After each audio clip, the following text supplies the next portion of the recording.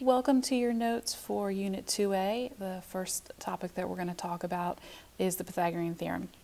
We reviewed this in the last unit, so we remember that the Pythagorean theorem says that a squared plus b squared equals c squared if a and b are legs and c is the hypotenuse of the right triangle.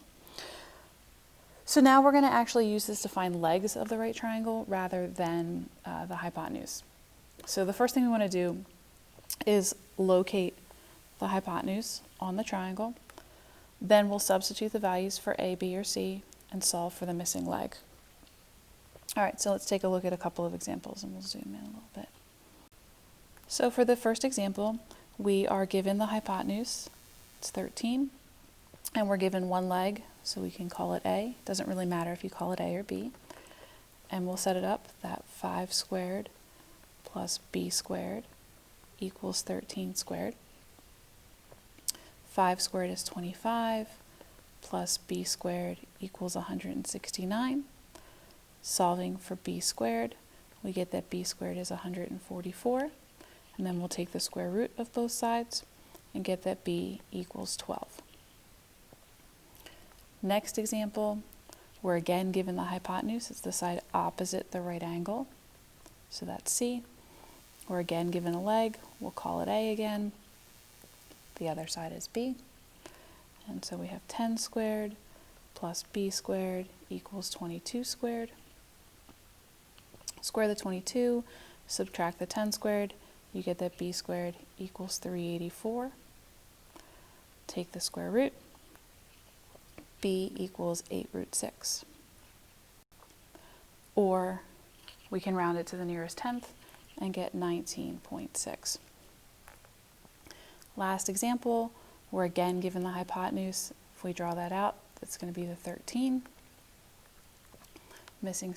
Given side length is A, missing side is B. So 7 squared plus b squared equals 13 squared. Do a little algebra, you get that b squared equals 120.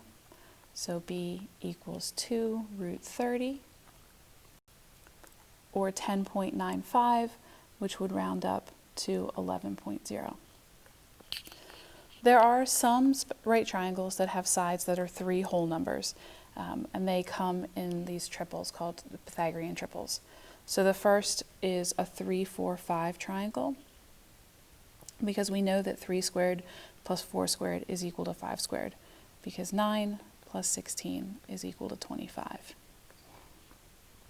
We also have a 5, 12, 13 triangle, again, because 25 plus 144 equals 169. And the third most common is a 7, 24, 25 triangle for the same reasons as the other two. Now, the nice thing about this is that multiples of these are also right triangles. So if we consider the example number 1, if we have 3, 4, 5, and then we multiply by 2, we also have 6, 8, 10 as a Pythagorean triple. Or if we were to multiply by 3, we would get 9, 12, 15. And the 5 examples that we have here are really the 5 most common that you'll see in your math classes. If you have any questions, please let me know.